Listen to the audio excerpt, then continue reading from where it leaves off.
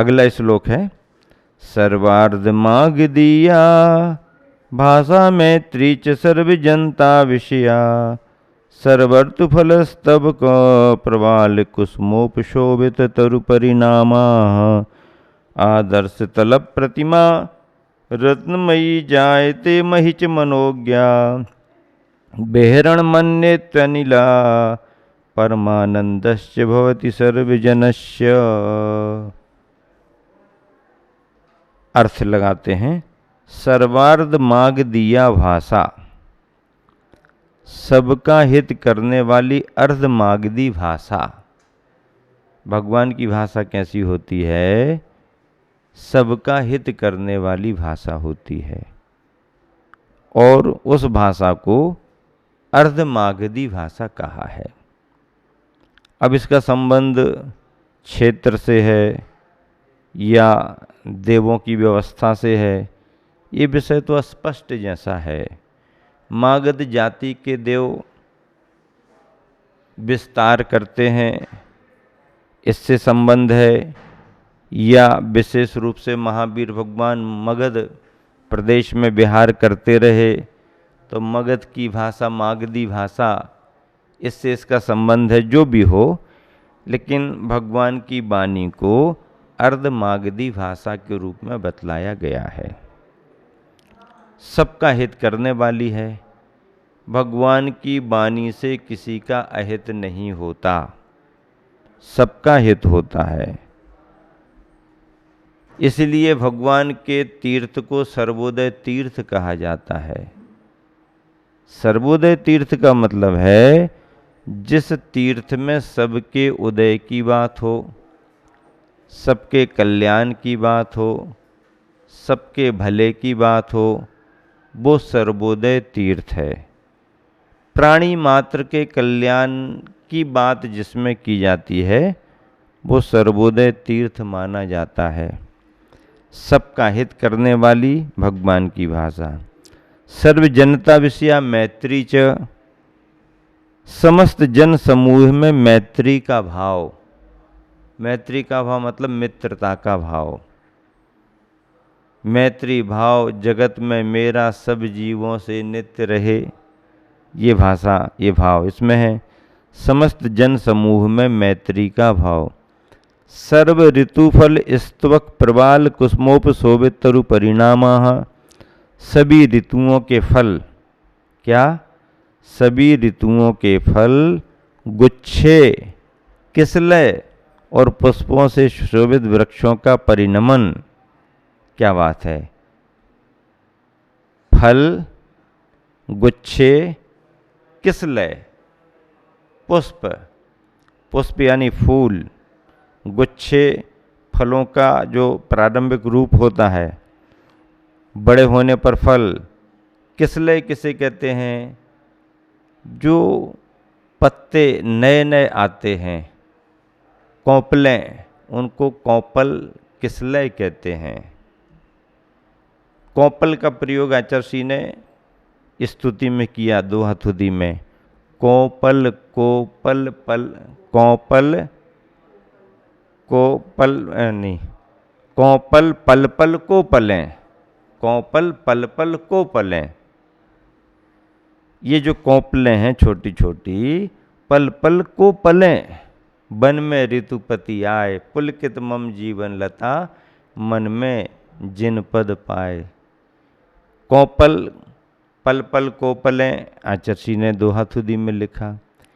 किसलय शब्द का प्रयोग आचार्य ने मूक माटी में किया है। किसलयें ये किस लयों में गीत गाती हैं, किस बलय से आकर के किस बलय में क्रीत जाती हैं और अंत अंत में इनके श्वास किस लय में रीत जाती हैं, ऐसा करके आचार्य ने लिखा। किसलय कौपल, छोटे छोटे पत्तियाँ, नए नए जो पत्तियाँ आती हैं उनको किसलय कहते हैं। तो सभी ऋतुओं के फल, गुच्छे, किसलय और पुष्पों से सुशोभित वृक्षों का परिणमन, आदर्श तलब प्रतिमा, दर्पण तल के समान,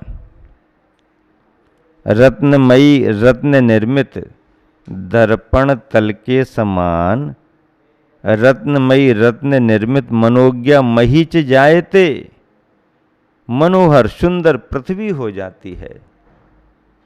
व्यक्ति सांसारिकता को भूल जाता है। समोसरण का वातावरण, तीर्थंकरों के विहार का वातावरण जीवों को आनंददायी होता है, आनंददायी होता है। ये पुण्य वर्गनाओं का प्रभाव है। देखो, बहुत से लोग आकुल व्याकुल होते हैं, परेशान होते हैं, और जब आचार्य के पास पहुंच जाते हैं तो सब अपने विकल्प भूल जाते हैं। पहले मन में बहुत भाव रहते, हम ये पूछेंगे, वो पूछेंगे, ऐसा बताएंगे, वैसा बताएंगे, फिर वहाँ जाने के बाद में देख करके ऐसे खुश हो जाते हैं कि सब भूल जाते हैं। वातावरण ऐसा मिल जाता है कि मन को शांति मिलने लगती है। पद्यानुवाद आचार्य ने बहुत अच्छा किया। मीनिंग का एक साथ सारांश क्या है? सबका हित करने वाली अर्धमागधी भाषा, समस्त जन समूह में मैत्री भाव, सभी ऋतुओं के फल गुच्छे किसलय और पुष्पों में सुशोभित वृक्षों का परिणमन, दर्पण तल के समान रत्न निर्मित मनोहर पृथ्वी हो जाती है, वायु बिहार के अनुकूल चलती है और सभी लोगों को परमानंद होता है।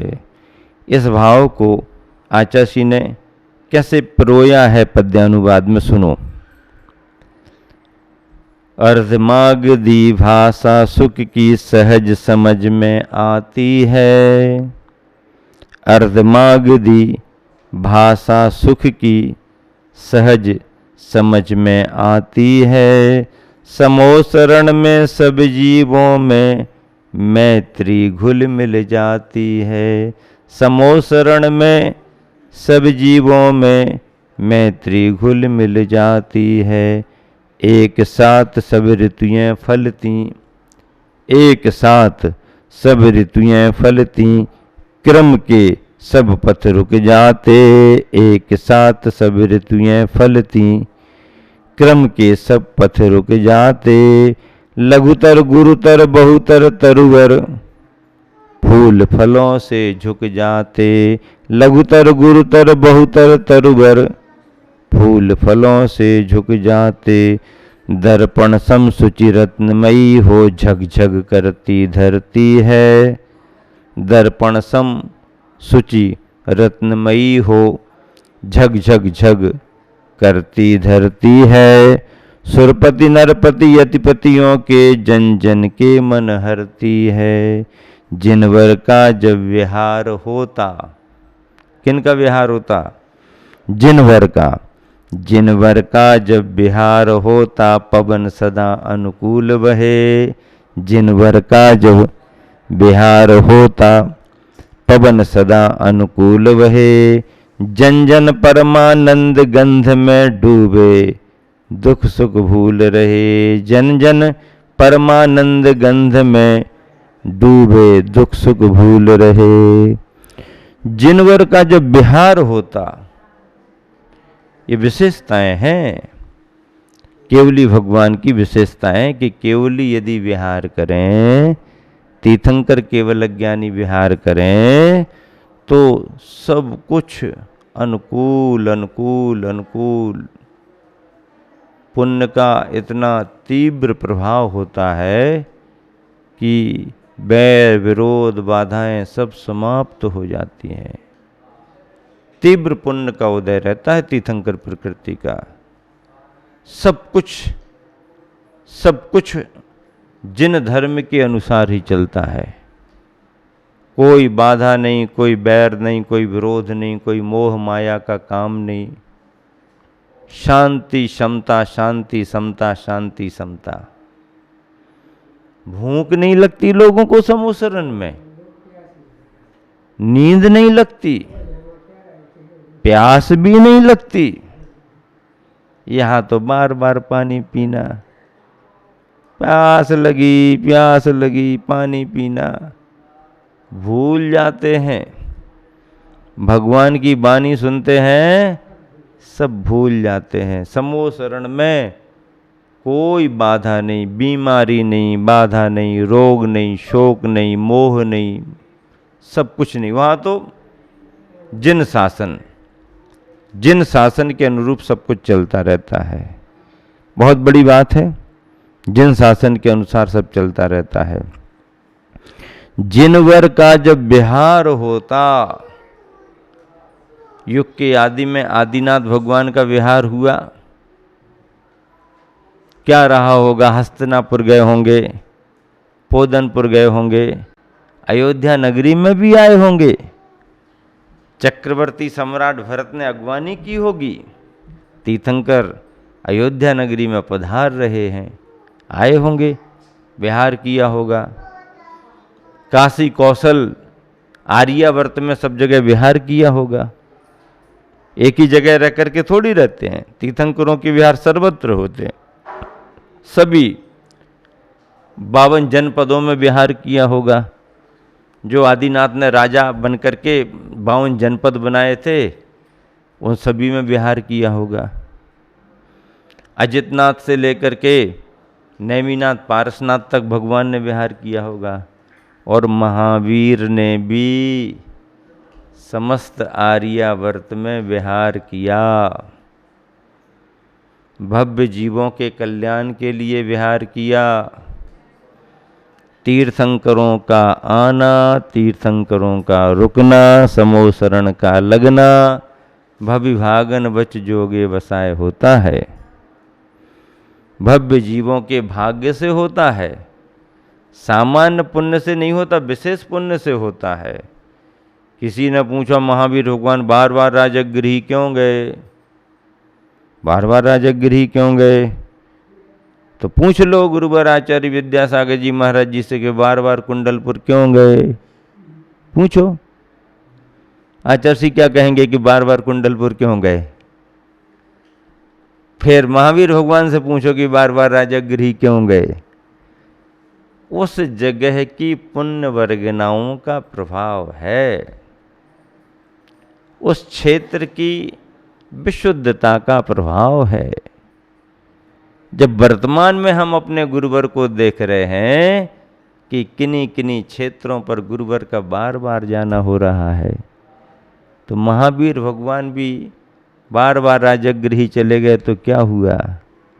सम्राट श्रेणिक भी तो बैठा था, तीर्थंकर बनने की पात्रता रखने वाला सम्राट था और महावीर भगवान की सेवा में लगा था। बहुत बड़ी बात है। तो भव्य जीवों के पुण्य योग से ये सब होते हैं। जिनवर का जब विहार होता, जब विहार होता है, सुनो पहले, विहार होता है। आचार्य का विहार देखा तुम लोगों ने? जब आचार्य का विहार होता है तो क्या बड़े क्या छोटे, क्या महिला क्या पुरुष, क्या बच्चे, क्या जैन क्या जैनेतर, सब जिसको जहाँ जगह मिल रही, चले चलो चले चलो चले चलो चले चलो चले चलो चले चलो होता है। जब सामान्य से अपन मुनि आचार्यों के विहार को इस प्रभावना में देखते हैं, तो तीर्थंकरों के विहार की तो बात ही अलग है। सौधर्मेंद्र चलता है, यक्षेंद्र धर्म चक्र को धारण करके आगे आगे चलता है। धर्म चक्र चल रहा है आगे आगे। चक्रवर्ती के चक्र की बात नहीं, ये धर्म चक्र है, 1000 आरों वाला, तेजो पुनीत दैदीप्यमान चल रहा है, तेज फैल रहा है, इंद्रादिगण चल रहे हैं, सब चल रहे हैं। भगवान का श्री विहार हो रहा है। जिनवर का जब विहार होता, पवन सदा अनुकूल। वह पवन तो क्या, पूरी प्रकृति अनुकूल हो जाती है, प्रकृति अनुकूल रहती है। और जन जन परमानंद गंध में डूबे, परम आनंद की गंध में जन जन डूब जाते हैं। परम आनंद, एक बार भगवान सुनाते हैं तो 2 घंटे 24 मिनट तक सुनाते हैं। और ऐसा दिन में 4 बार, 3 बार दिन में, 1 बार मध्य रात्रि, 4 संध्याओं में, दिन की 3 संध्या और 1 रात्रि मध्य रात्रि, एक बार में 2 घंटा 24 मिनट। इतना बड़ा पीरियड किसी विश्वविद्यालय में नहीं लगता। इतना बड़ा पीरियड चलता है, भगवान का उपदेश होता रहता है और सभी भव्य जीव भगवान के धर्मामृत का पान करते रहते हैं। जन जन परमानंद गंध में डूबे हैं। किस में डूबे हैं? परम आनंद की गंध में डूबे हैं। परम आनंद की गंध में। समोसरण के बाहर हम पंचेंद्री के विषयों में डूबे रहते हैं। समोसरण में कोई चला जाए, पंचेंद्री के विषय समाप्त तो हो जाते। सर्दी नहीं, गर्मी नहीं, मच्छर नहीं, बादल नहीं, ये नहीं वो नहीं, जैसे तैसे अच्छे से बिस्तर सजा वजा करके अपने रखा और लेटे ही वो लाइट चली गई और मच्छर और आ गए। ये समस्याएं मनुष्यों की हैं, स्वर्गों में नहीं, समोसरण में भी नहीं, कुछ नहीं, प्रकृतिकृत कोई बाधा नहीं।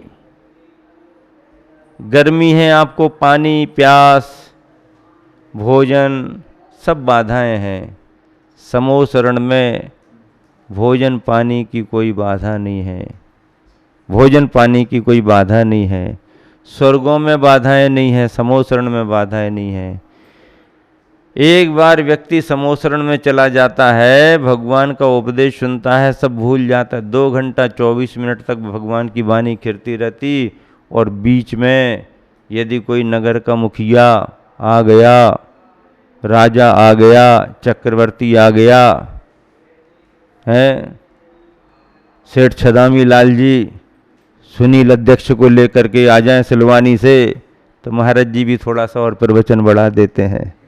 चलो भाई, मुखिया आए हैं, समाज को लेकर के आए हैं, तो सौभाग्य है, पुण्य है। ऐसा वैसा थोड़ी है। और गुरुवर आचार्य के पास से आशीर्वाद लेके आए हो तो महाराज जी भी थोड़ा सा करते हैं। और इस तरह आज का विषय हमारा यहाँ पर पूरा हो रहा है। ये आचार्य पूज्यपाद कृत 10 भक्तियाँ और आचार्य श्री कृत पद्यानुवाद चल रहा है, जिनका आनंद लाभ आप सभी उठा रहे हैं। इसी शुभ भावना से महावीर भगवान की जय।